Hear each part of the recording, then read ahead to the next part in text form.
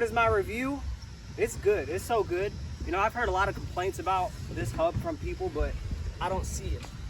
Maybe I was just lucky, but I highly doubt that because I ride this bike hard, you know, and I haven't had one single problem this whole time.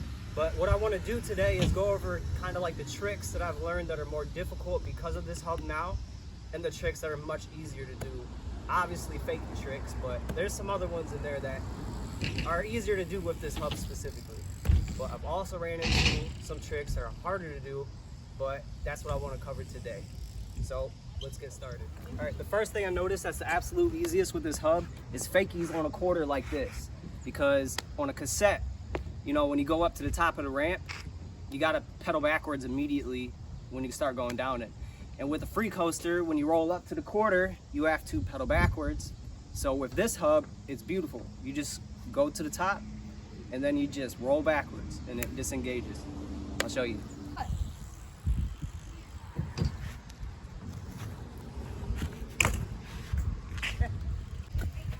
See what I'm saying? You just cruise up the ramp, get to the point you want to stop at, and just roll backwards and it disengages. So Fakies on a quarter are definitely a lot easier with this hub. Anything 180 fly out into a Fakie is really easy on this hub too. Like this quarter right here onto a deck, as soon as you get in the backwards position and start rolling, it just rolls, man. I'll show you.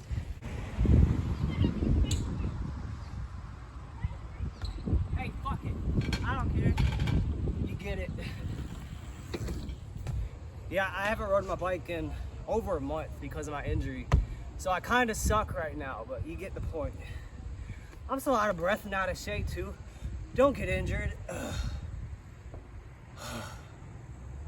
It disengages really good, I promise.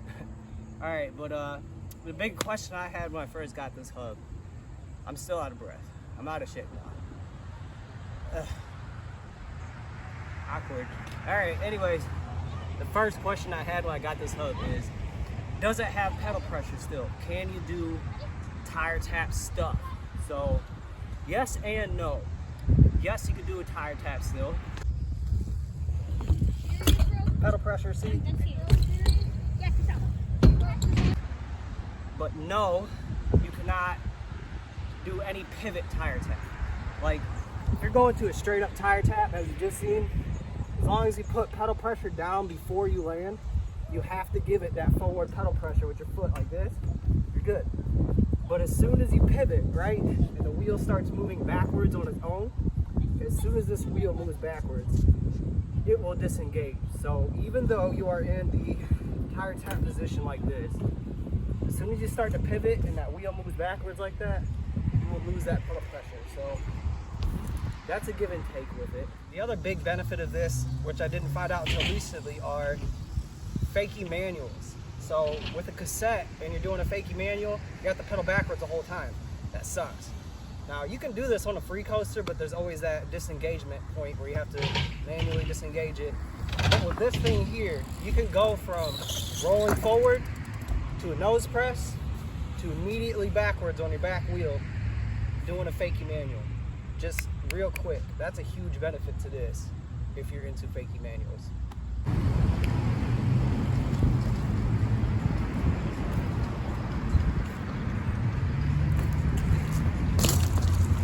Ooh. Okay, this is literally the fourth time I've done this because my phone just stopped filming. Anyways, so how is the reliability though?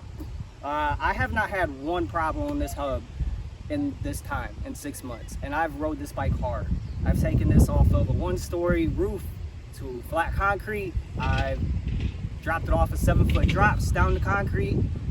Big drops, flat to flat, no problem. I've never had any warping, any disengagement or re-engagement issues after that. It takes a beating.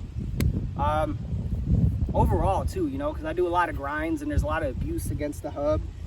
Durability, 9 out of 10. I don't want to say 10 out of 10 just because, I don't know, that seems too good. But one thing I did want to cover is I do a lot of like sub-box tricks. Whenever there's a flat ledge and you do stalls, do different stalls, whatever, sub-box tricks. I'll throw in this clip here of a great example of the problem that I have.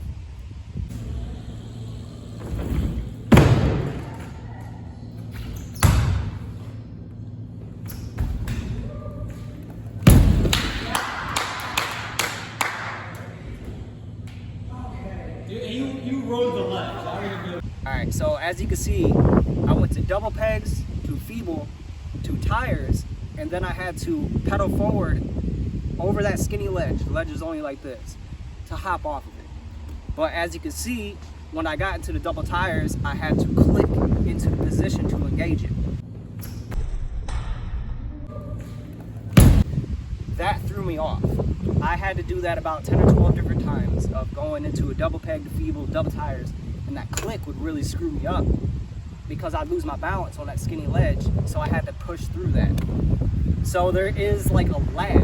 Whenever you're doing anything and you come to a dead stop on your tires like this, and you go to press your foot down, there's going to be a small little gap.